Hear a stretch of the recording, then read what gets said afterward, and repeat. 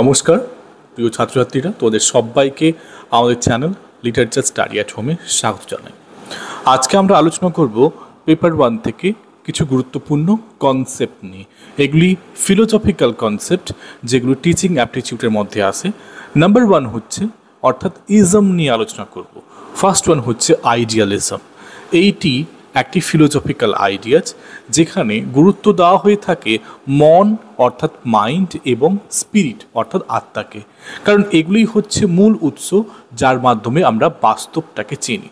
অর্থাৎ এই ফিলোসফিটি তারা বলে যে আইডিয়াস হোক বা ভ্যালুস অর্থাৎ ধারণা বা মূল্যবোধ হোক, এগুলো কিন্তু রিয়ালিটি বা রিয়েল বেসড, এগুলো আনচেঞ্জড, এগুলো ইটার্নাল। তো তারা এগুলো বলতে গিয়ে তারা কিছু কিছু পার্টিকুলারাইজডভাবে বলেছে যে যেগুলো মূল্যবোধ বলি, এই মূল্যবোধ হচ্ছে অ্যাবসলিউট। কীভাবে বলবো? উদাহরণস্বরূপ যদি দেখি, যেমন হচ্ছে সততা, যেমন হচ্ছে দানশীলতা, এগুলো কিন্তু হচ্ছে চিরস্থায়ী।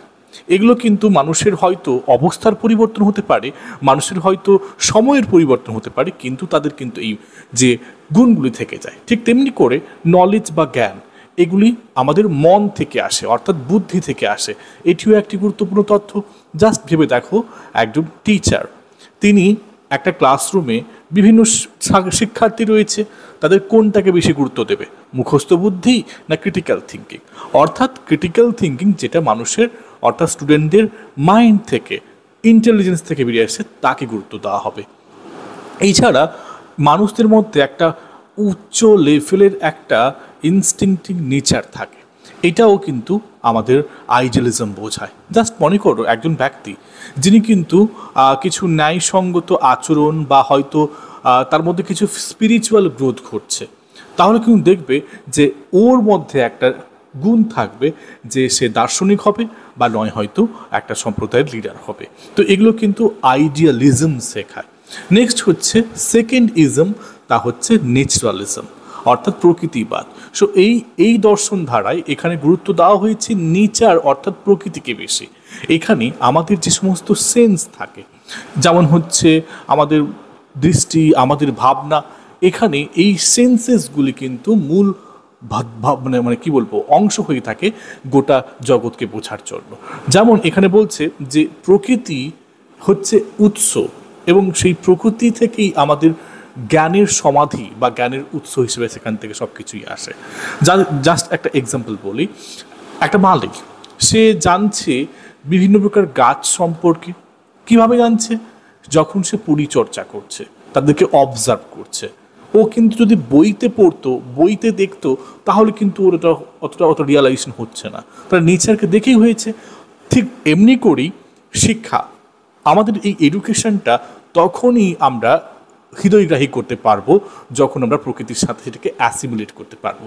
ভাবো একটু, যে একটা বিদ্যালয়ে যেখানে বাচ্চারা তারা শিখছে বিভিন্ন রকম আউটডোর অ্যাক্টিভিটিগুলো এবং সেগুলোকে এক্সপ্লোর করছে তাদের বাড়িতে, পরিবেশে, তো এগুলো তাকে বেশি ভাবাবে নাকি পাঠ্যপুস্তকে যেগুলো করছে, সেটা ক্লাসরুমের বাইরে যেগুলো ঘটছে, পরিবেশের সাথে মিলছে, তাতে কিন্তু সে বেশি ভালো করে জানছে।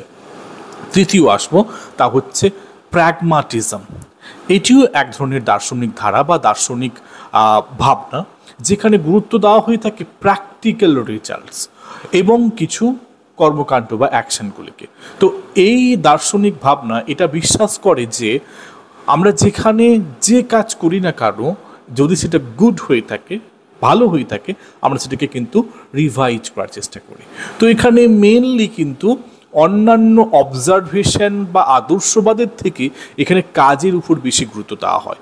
যদি একটা উদাহরণ দিয়ে বলি, একটা ব্যবসায়, তো একটা ব্যবসায়ী সাধারণত কি হয়, আমরা প্র্যাকটিক্যাল স্ট্র্যাটেজিটাকে দেখি যেটা ভালো রেজাল্ট করতে পারে। ওখানে কে কীরকম করলো বা ট্র্যাডিশনাল ওয়ে বা ইন্টারেস্টিং আধুনিক ওয়ে হোক, তো এগুলো কিন্তু ম্যাটার করে না, আসলে রেজাল্টটা, কাজটা কতটা বেটার হচ্ছে। এছাড়া এখানে ট্রুথটাকে শুধুমাত্র খুঁজে বার করা হয় এক্সপিরিয়েন্সের মাধ্যমে। অর্থাৎ এখানে জাস্ট ভাবো একজন শেফ যে রান্না করে, সে কিন্তু এক্সপেরিমেন্ট করছে বিভিন্ন রেসিপি নিয়ে, এবং করতে করতে করতে একদিন নিশ্চয়ই সে বেস্টটা বের করেছে যে এরকম করে রান্না করলে সব্বার কাছে টেস্টি রাখবে। সো এখানে সে কিন্তু ট্র্যাডিশনাল রেসিপিটাকে না করে সে কিন্তু ক্রমাগত পরিবর্তন করে যাচ্ছে, তো কাজ করে করে করে কিন্তু সে কিন্তু সেটা পেল। নাম্বার 4 হচ্ছে র্যাশনালিজম বা যুক্তিবাদী। তো এটিও এক ধরনের ফিলোসফি যেটা বিশ্বাস করে যে যে রিজন অর্থাৎ কারণ অ্যান্ড লজিক এবং তার যুক্তি, এটা যদি কারণ এবং যুক্তি কারো জানা থাকে তাহলে কিন্তু আমাদের জ্ঞানের যে পরিধিটা আমরা কিন্তু ইন্ডিপেন্ডেন্টলি আমাদের সেন্সরি এক্সপিরিয়েন্সের মাধ্যমে গ্রহণ করতে পারি। তো এখানে আমরা নলেজটাকে, যে শিক্ষাটাকে গ্রহণ করি তা কিন্তু রিজনিং করে, অর্থাৎ কজ অ্যান্ড ইফেক্ট রিলেশনশিপ করে। যেমন আমরা একটা গণিত সলভ করছি, তো তখন গণিত সলভের সময় আমরা কিন্তু আমাদের বৌদ্ধিকের থেকে লজিক্যাল যুক্তি কাজে লাগাচ্ছি, ওখানে কিন্তু অবজার্ভ করে বা কোনো কিছুকে স্পর্শ করে কিছু হয় না কিন্তু।